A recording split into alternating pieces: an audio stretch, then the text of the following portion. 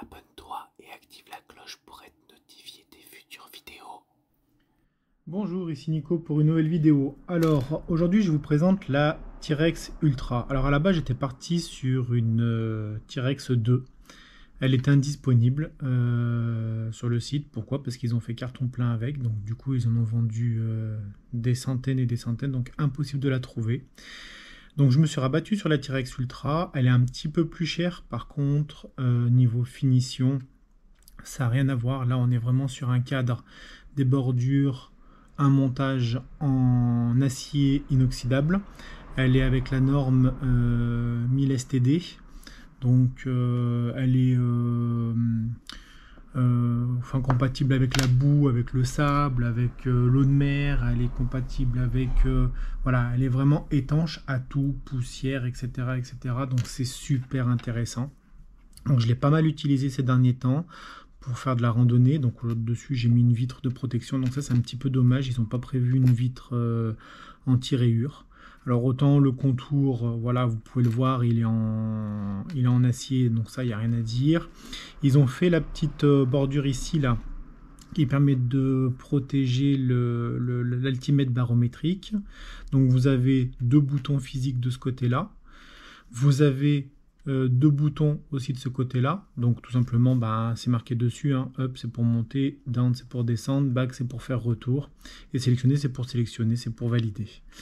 Donc le bracelet est en caoutchouc, tout simplement, plastique, silicone. Alors intéressant, pourquoi? Parce que du coup ils ont prévu des petites ailettes pour la transpiration, pour éviter que la transpiration stagne dessus. Ici, donc bon, après vous réglez comme vous voulez. Vous avez le petit icône ici à Amazfit, elle est très discrète, elle ressemble énormément au Phoenix de chez Garmin, sans citer la marque. Alors vraiment c'est très qualitatif pour une marque chinoise. Je suis vraiment très surpris. On a la finition ici aussi qui est en acier inoxydable. Qu'est-ce que vous avez d'autre? Le serrage aussi, là ici, il est en acier aussi inoxydable. Alors ce qui est intéressant pour les petits poignets, c'est qu'ils ont prévu deux petites vis. Donc ils ont prévu une vis ici et une vis ici. C'est-à-dire qu'en fait vous pouvez, pour les gros poignets, juste baisser cette première partie. Donc ça, j'ai trouvé ça vraiment top. Et ils ont prévu un autre système qui permet donc, si j'arrive à l'attraper, de baisser à nouveau le deuxième système pour serrer. Donc quand même c'est une très grosse montre. On est sur du 47 mm je crois de mémoire. Voilà. Donc derrière, on peut la régler donc du coup de ces deux façons. Ce qui est dommage par contre, c'est qu'on ne peut pas changer de manière très facile le bracelet. Pourquoi? Parce qu'il faut un tournevis vraiment spécifique. Donc j'ai commandé un bracelet blanc. Donc j'attends. J'ai eu du mal un peu à le trouver aussi. Mais j'aimerais bien voir en fait avec un bracelet blanc parce que j'aime bien en fait les grosses montres avec un bracelet blanc. Je trouve, je sais pas, ça fait une petite touche en plus. Donc voilà pour cette partie-là. Ici, vous avez la possibilité donc de verrouiller la partie du serrage. Donc ça, c'est bien aussi. Ils y ont pensé. Voilà, elles sont assez bien terminées. À l'arrière, on retrouve du coup le bracelet.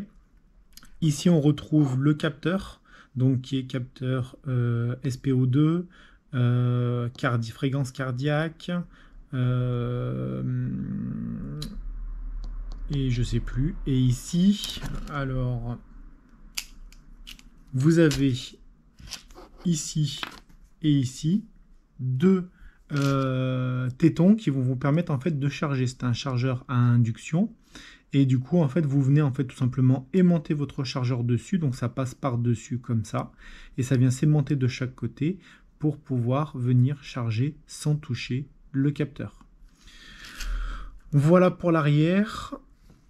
Vous n'avez pas de micro intégré pour pouvoir parler ou dialoguer avec une personne. Par contre, vous recevez bien sûr vos notifications, vous recevez les SMS, mails, selon comment vous paramétrez l'application. Voilà pour la partie logicielle. À l'intérieur, on retrouve alors bien sûr les différents écrans.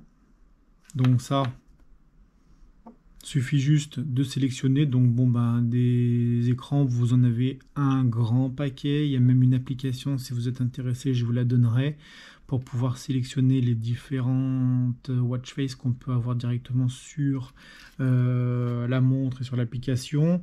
Alors ce qui est intéressant aussi, c'est qu'on retrouve des watch face qui sont animés. Alors attention, on vous dit systématiquement utilisation intense. Je ne sais pas si vous voyez ici utilisation intense. Ça veut dire que du coup, en fait, les watch face qui sont animées, automatiquement, elles consomment plus d'énergie par rapport aux autres watch face. Voilà, moi par exemple j'aime bien celle-là, donc j'aime bien tester. Moi ce que j'aime bien c'est surtout savoir la pression atmosphérique, surtout par rapport en fait au temps. Donc bien sûr vous avez la météo qui est intégrée dessus, donc du coup quand je descends on retrouve systématiquement la météo. Vous pouvez cliquer dessus à nouveau, vous avez tous les paramètres de météo, ça vous donne même les valeurs à risque au niveau de l'extérieur, ce que vous faites. Pour les exercices, pour les UV, la pêche pour ceux qui font de la pêche, pour ceux qui font le lavage de voiture. Ensuite, quand vous switchez vers le bas, vous avez toutes les prévisions de la semaine. Voilà pour la partie météo. Vous pouvez sélectionner plusieurs positionnements, plusieurs positions. Donc ça, c'est intéressant.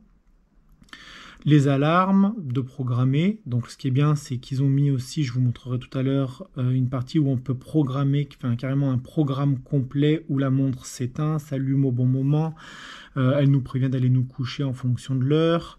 Ici on retrouve donc le nombre de pas, le nombre de minutes d'exercice et le nombre d'heures debout.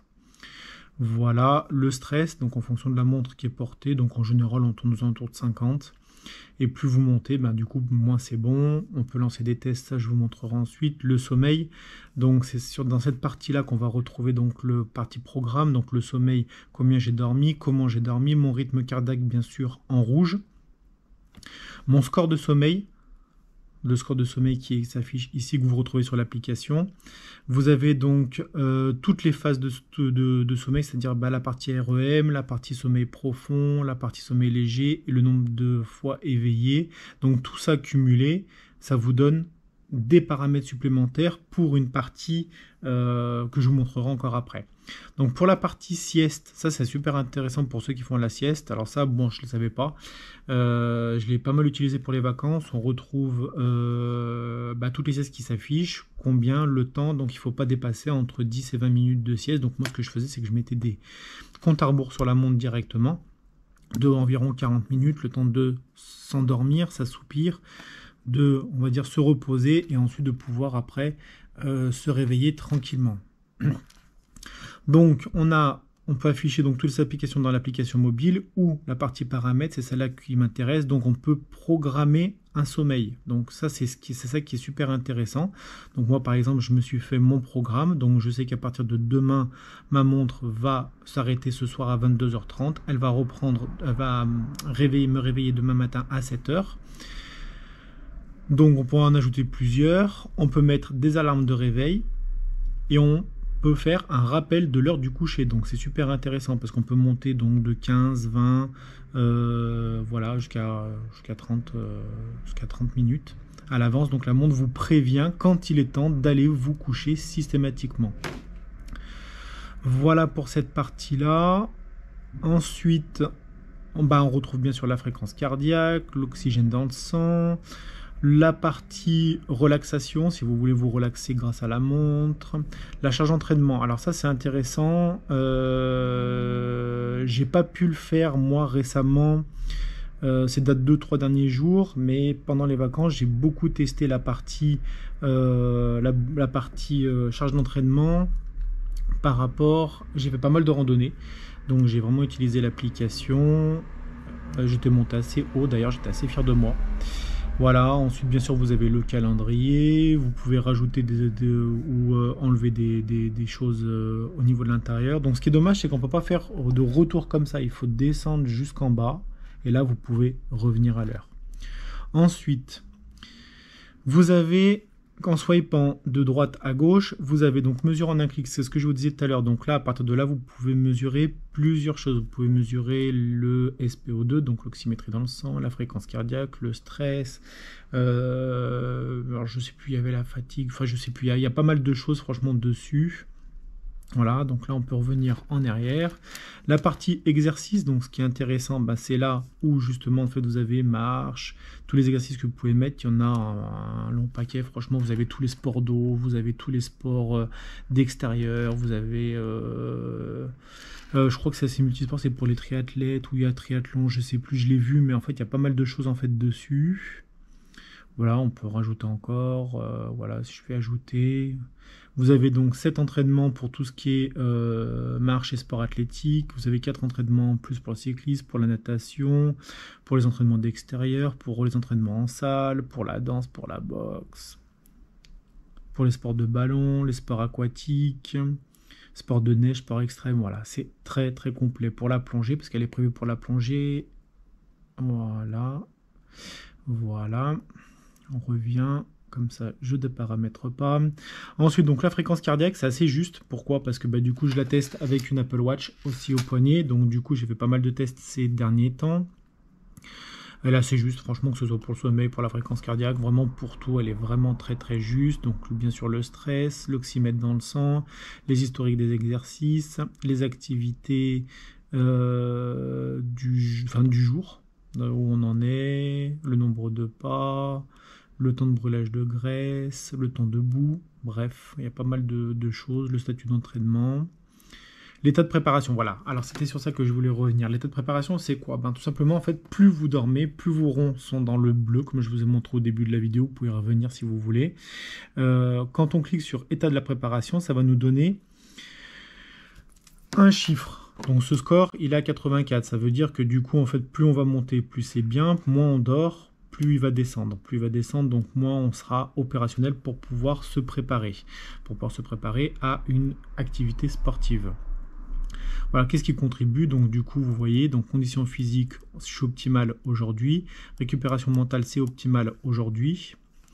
Fréquence durant le sommeil, c'est optimal. Et là, c'est bon pour la fréquence de variabilité cardiaque et la qualité de respiration, c'est bon. Donc en fait, grâce à toutes ces métriques là de la nuit, eh ben, je sais que automatiquement je suis prêt à éventuellement faire un entraînement. Alors ensuite on arrive dans la partie plan. La partie plan, c'est intéressant, c'est bien et c'est pas bien. Alors c'est bien parce que d'un côté en fait on charge la carte via l'application ZEP qui est sur votre téléphone. Donc en fait vous sélectionnez la zone que vous voulez, ça évite de télécharger la France complète ou le monde complet. Voilà, comme par exemple sur une Garmin, parce que moi j'ai une Garmin Fenix 7X, et du coup en fait donc j'ai la carte, on va dire qui me sert pas à grand chose, parce que c'est la carte du monde entier. Là je suis parti en vacances dans le nord de la France. Donc du coup ce que j'ai fait, c'est que j'ai téléchargé la carte du nord de la France, et du coup bah, j'avais toujours la carte, et quand je suis revenu en fait sur Lyon, automatiquement j'ai retéléchargé l'application de Lyon. Mais c'est intéressant parce que du coup en fait on a vraiment tout dessus. Donc vous pouvez augmenter, diminuer, zoomer, etc. Il y a pas mal de choses à faire dessus. C'est super intéressant, surtout quand vous vous promenez. Ensuite bien sûr elle est boussole. Voilà, elle est altimètre, barométrique, elle fait tout. Donc l'altimètre se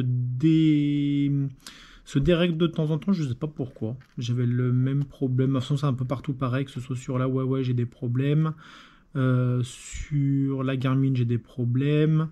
Par contre ça marche top, le baromètre c'est vraiment top.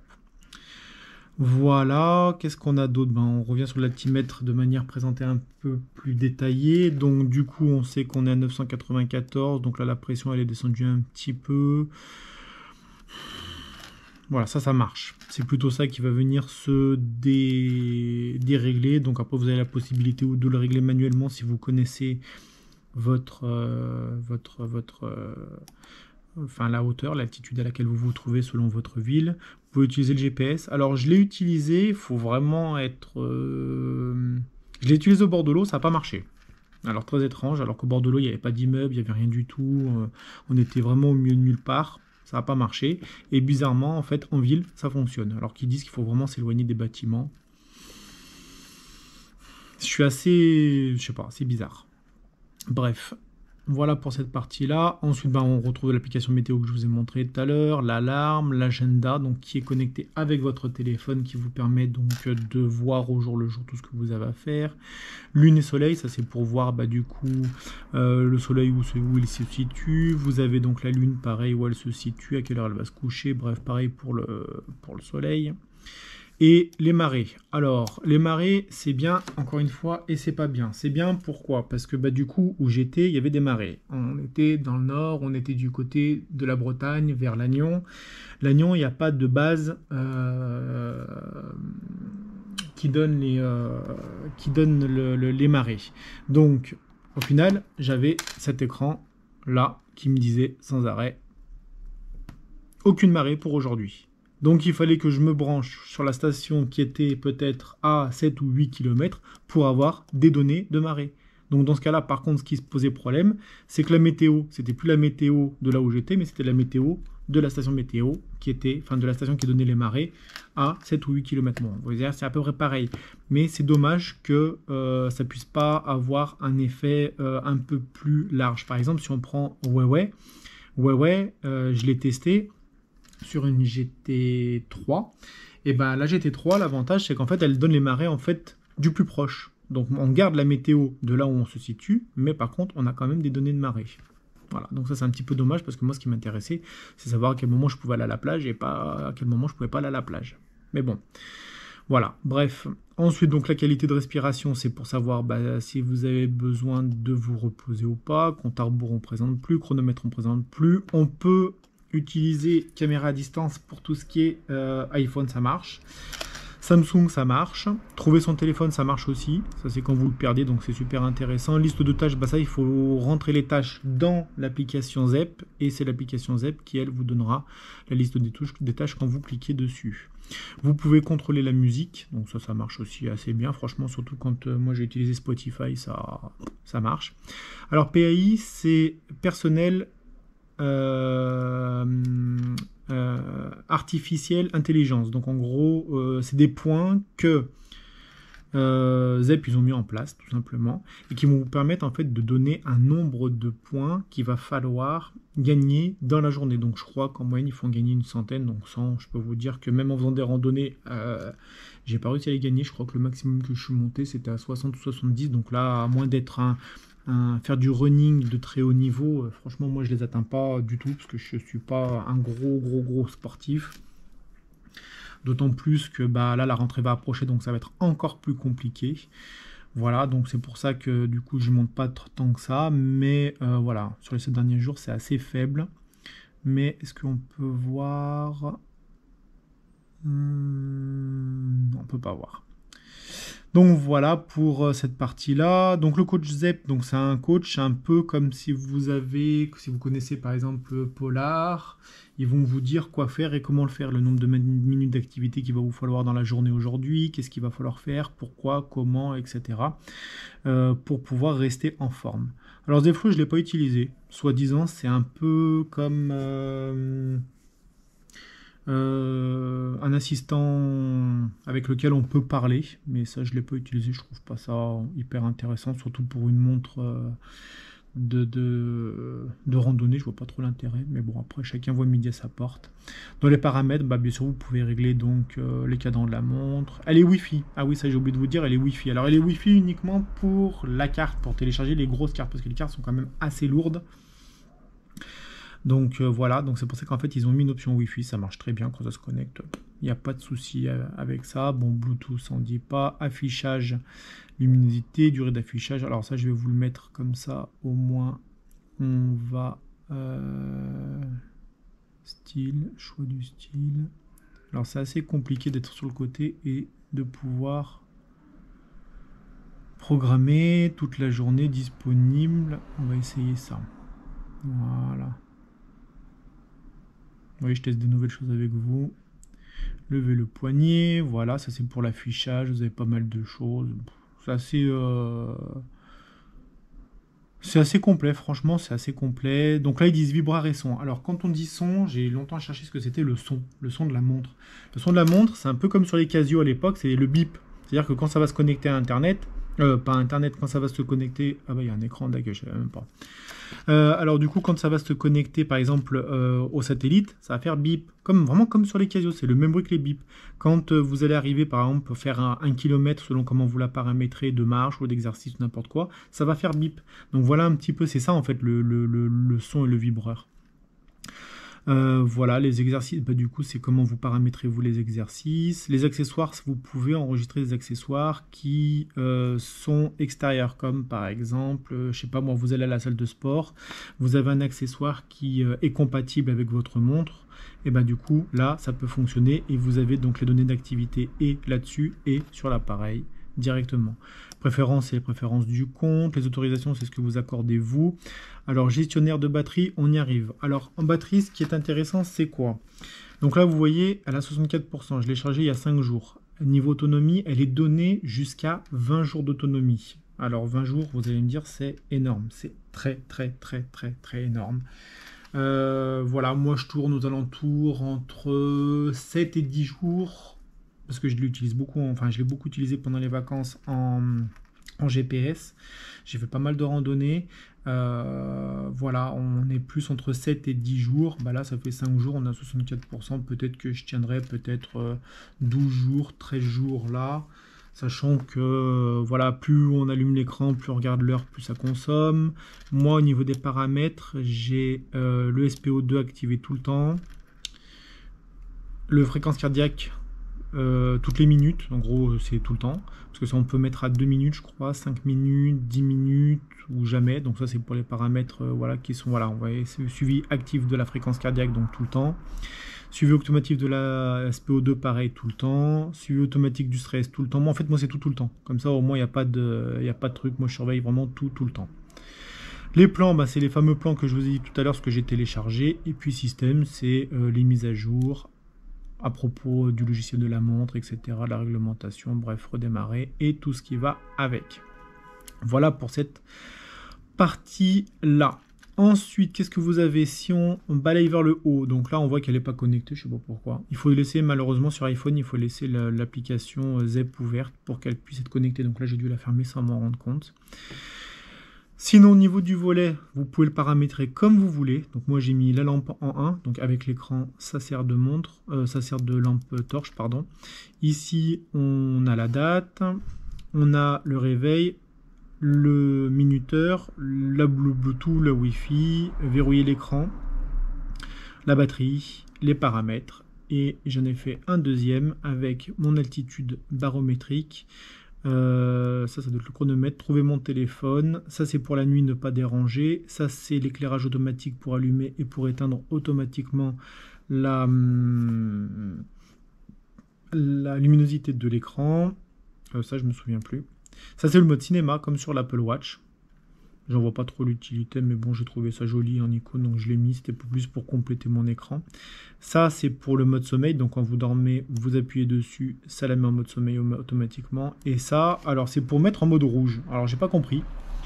C'est pour le contraste. Je sais pas quel est l'intérêt de mettre en rouge ou pas en rouge. Si vous mettez en rouge, en fait, tout devient rouge. Est-ce que c'est pour la nuit ? J'ai pas trop compris, mais bon, c'est pas grave. Ensuite, quand vous swipez donc de gauche vers la droite, voilà, vous avez donc toutes vos notifications. Donc de en haut jusqu'en bas. Donc là, par exemple, j'ai mon rapport hebdomadaire. On peut, en cliquant dessus, y avoir accès. Ensuite, qu'est-ce que j'ai d'autre? J'ai mes notifications normales, etc., etc. Et après, vous pouvez tout supprimer à partir de ici. Donc, par contre, quand vous supprimez les notifications sur l'écran, ça ne supprime pas sur le téléphone. Et si vous supprimez sur le téléphone, ça ne supprime pas sur la montre. Donc ça, c'est un petit peu dommage. Voilà pour ce tour software et hardware de la montre. Elle est vraiment super stylée. Niveau batterie, il n'y a rien à dire. Niveau... ça rame pas, franchement, quand vous vous promenez dans les menus, franchement, il n'y a pas de lag, ça bug pas. Donc vous voyez, c'est ça le problème, c'est qu'il faut redescendre jusqu'en bas pour l'enlever. Vous pouvez bouger, ça bug pas, c'est vraiment très très très très fluide, que ce soit vers le haut, vers le bas, c'est vraiment c'est incroyable. Par contre, voilà, ce qui est un petit peu, enfin ce qui peut ramer, c'est quand vous choisissez les cadrans, parce que moi j'ai des cadrans, on va dire, officiels de l'application ZEP, et j'ai trouvé une autre application qui nous permet en fait, enfin qui permet de rajouter d'autres cadrans gratuitement, pardon, et qui permet justement en fait d'en avoir plein sur votre montre. Voilà. En ce moment, je teste celui-là. Voilà, il ressemble un peu à celui de Garmin. Donc voilà pour cette présentation en fait de la montre. C'est, y a rien à dire. Franchement, si vous voulez une montre pas chère, efficace, avec de la batterie, parce que bon, l'Apple Watch elle est bien, il n'y a pas à dire. Hein. L'Apple Watch, ils ont le côté santé. C'est pas une vidéo sur l'Apple Watch, mais ils ont le côté santé. Par contre, niveau autonomie, on est sur 48 heures. Hein. Enfin, personnellement, je suis sur 48 heures en ayant tout activé. Voilà, mais j'utilise pas le téléphone. Je parle pas avec ma montre, voilà, je réponds pas à mes messages avec la montre. Bref, voilà, je suis à 48 heures. Donc, tout le monde dit en moyenne entre 20 et 40 heures d'autonomie. C'est assez light. Là, on est quand même sur du lourd. Voilà, au bout de 5 jours, j'ai toujours 64% de batterie. Alors que tout fonctionne derrière, le cardio, etc. Franchement, rien à dire. Elle est étanche. Vraiment, il y a tout dessus. Donc, pour ça, je vous dis, si vous voulez une montre pas chère, efficace, rapide, elle est grosse au poignet, par contre. Alors, au début, ça fait un peu bizarre, surtout quand on vient d'une Apple Watch ou d'une Huawei. Voilà, à part si vous avez une Phoenix, parce qu'en ce moment, je vois que beaucoup Garmin vont sortir la Phoenix 8. Excusez-moi, entre une Phoenix 8 à pratiquement, je dirais, 900 ou 1000 euros et une Amazfit T-Rex qui n'est pas très connue et qui se retrouve à 300, on va dire 40 euros, 350 euros, il n'y a pas de débat. Surtout qu'ils vont sortir la T-Rex 3 là en septembre. Ça, c'est pas mal. C'est du lourd, c'est solide, c'est efficace. Voilà, bon, elle est un peu sale parce que, bah, voilà, elle a un peu vécu ces derniers jours, mais je veux dire, elle est pas rayée. Regardez, franchement, j'ai fait de la rando, on est parti en forêt, on a été à la mer, on a été à la piscine. Franchement, non, il n'y a pas de rayures. Je l'ai tapé sur des portes d'eau 3 fois. Enfin, je regarde avec vous, hein, mais franchement, il n'y a pas de rayures, il n'y a rien du tout. Même l'arrière, vous voyez, il est en... Voilà, c'est ça.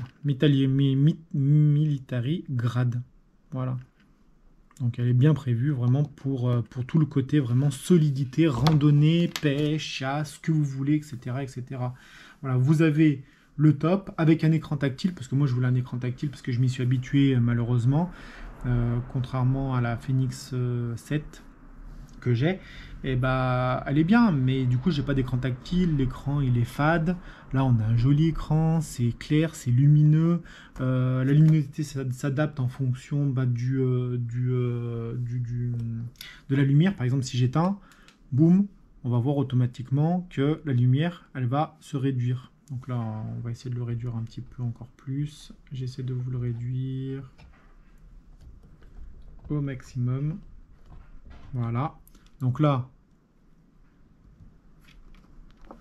voilà, là, elle va réduire, et voilà, elle a réduit. Et du coup, dès qu'on rallume, et ben automatiquement, elle se éclaire. Donc elle monte jusqu'à 1000 nits. Alors 1000 nits en plein soleil, j'étais un peu sceptique au début, mais ça marche plutôt pas mal. Franchement, ça marche plutôt pas mal. J'étais sceptique, je me suis dit, ouais, ça va être léger, parce que j'ai l'habitude de l'Apple Watch 9 qui monte jusqu'à 2000 nits. Alors 2000 nits, c'est bien. Ça aurait été bien d'avoir 2000 nits là-dessus, mais bon, après, je veux dire, en plein soleil, pour des randonnées, on voit le plan, on peut suivre le plan. Ça, c'est top. Voilà, si par exemple, je vous prends un historique d'exercice que j'ai fait, par exemple, celui-là. Est-ce que j'ai la carte? Ouais, j'ai la carte, mais on la voit pas. Il faudrait aller sur l'application directement ZEP, et là, du coup, j'aurai automatiquement le truc. Mais vous pouvez rajouter des plans. Si par exemple je vous fais une... qu'est-ce que je peux vous faire comme... si je fais par exemple exercice marche, je vais dans mes paramètres, je cherche par exemple navigation, je cherche mon trajet. Donc là, par exemple, si je prends le premier, le port point de départ, je clique dessus et je fais emprunter le trajet. Donc je clique sur emprunter le trajet, ça m'active la navigation. Donc là, je vais essayer de le lancer, à voir ce que ça fait, si ça marche. Go. Voilà, vous voyez, c'est le bip que je vous ai dit. Et là, j'ai la carte. Et en fait, on peut naviguer avec la carte. Bon, là, elle n'est pas installée parce que ça, c'était dans le nord de la France. Là, je suis rentré à la maison. Donc, du coup, là, j'ai pas la carte qui s'affiche. Mais automatiquement, on peut avoir la carte. Voilà. On va fermer ça. Est-ce que j'en ai une autre de trace? Marche. Paramètres. Navigation. Mon trajet. Alors, est-ce que j'en ai un? Non, j'en ai pas. Donc voilà, mais bon, sinon vous avez la carte qui s'affiche. Alors j'ai galéré un petit peu à trouver comment on faisait, mais en fait il suffit juste de descendre vers le bas. Et à partir de là, bah, vous avez l'affichage de la carte et le tracé de la carte qui vous permet de vous suivre. Parce que moi je me suis beaucoup servi de ma montre comme tracé d'itinéraire, parce que je faisais mes tracés ou sur Komoot ou sur OpenRunner que j'ai importé en fichier GPX. Vous l'importez directement dans la montre. À partir de là, bah, vous le nommez comme vous avez envie de le nommer, comme j'ai fait moi. Et du coup, bah, il suffit juste de l'ajouter à la navigation. Vous swipez vers le bas. Dans le menu, enfin quand vous êtes sur la navigation, vous swipez vers le bas, vous avez la carte qui s'affiche. Et à partir de là, bah, vous pouvez suivre votre tracé directement avec la montre. Donc pas besoin de smartphone, pas besoin de OpenRunner, pas besoin de Komoot, rien du tout. En fait, tout est directement marqué dessus. Bon, bah écoutez, j'essaie d'être assez clair. Elle est un peu longue la vidéo, je suis désolé, mais bon, je voulais faire un retour sur cette montre parce qu'elle est vraiment super intéressante. Je l'adore, franchement, je l'adore. Je dis pas que je vais pas changer de montre, hein, parce que j'adore changer de montre, mais je l'aime beaucoup. Je l'aime beaucoup. Si vous voulez voir au poignet, je vous la mets. Vous allez voir un petit peu ce que ça donne. Voilà au poignet ce que ça donne. Donc j'ai pas des petits poignets, mais j'ai pas non plus des gros poignets. Mais voilà ce que ça donne en fait au niveau du poignet. Ça fait assez gros. Elle fait un peu lourde au début. Mais on s'y habitue très vite. Elle est facile à tenir. Je veux dire, elle gêne pas en fait. C'est ça qui est incroyable. C'est vraiment, elle gêne pas, elle fait pas mal. Moi j'avais des problèmes au début avec la Apple Watch. La SE2 au début que j'ai eu et la 9 que j'ai maintenant avec un certain bracelet, en fait ça me fait des brûlures dessous. Et bah là bizarrement, franchement rien du tout, tout est solide, tout marche bien, j'ai vraiment aucun souci avec. Je suis vraiment super satisfait. Elle recharge à peu près, si je vous dis pas de bêtises, 1h, 1h30, 2h, enfin peut-être 1h30 quoi, en moyenne 1h30. Voilà. Bon bah écoutez, bah, je vous dis à bientôt pour une nouvelle vidéo. Et puis, je vous souhaite une très bonne journée à vous